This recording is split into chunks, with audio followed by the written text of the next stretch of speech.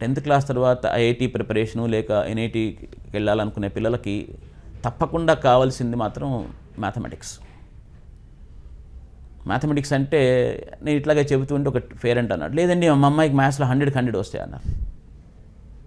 So కేవలం 100కి 100 రావడం అంటే యాప్టిట్యూడ్ ఉన్నట్టుగా కాదు. బేసికల్గా what I mean to say is mathematical thinking, అంటే లాజికల్గా థింగ్స్ని కనెక్ట్ చేయడం.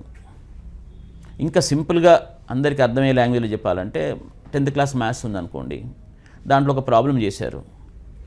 ఈ ప్రాబ్లం అనేది ఎందుకు చేశామనేది ఇంపార్టెంట్. ఈ ప్రాబ్లంకి ఇంకొక సొల్యూషన్ ఏమైనా ఉందా అని ఆలోచించడం మ్యాథమెటికల్ థింకింగ్. లేకపోతే అక్కడున్న ఆ సీక్వెన్షియల్ లాజిక్ పట్టుకొని దాన్ని 4 సార్లు రాసి మార్క్స్ తెచ్చుకుంటే అది మ్యాథమెటిక్స్ అన్నారు. బట్ ఐఐటికి ఆస్పైర్ చేస్తున్నారు, లేక ఇంజనీరింగ్కి ఆస్పైర్ చేస్తున్నారు అంటే, ఐఐటికి వెళ్ళడానికి ఆస్పైర్ చేస్తున్నారు లేక ఇంజనీరింగ్ చదవాలనుకుంటున్నారు అంటే the first condition, initial condition is that they should be good at maths. But this a very $1 million question. మా మేడం ఇప్పుడు మీరు చెప్పిన దాన్ని బట్టి ఏంటంటే మ్యాథ్స్లో మార్క్స్ వచ్చినంత మాత్రంలో మ్యాథ్స్ యాప్టిట్యూడ్ లేదంటున్నారు కదా, మరి హౌ షుడ్ ఐ డిసైడ్ అనేది. దట్స్ అ డిఫికల్ట్ క్వశ్చన్ యాక్చువల్గా. That's where you need to really do lot of research.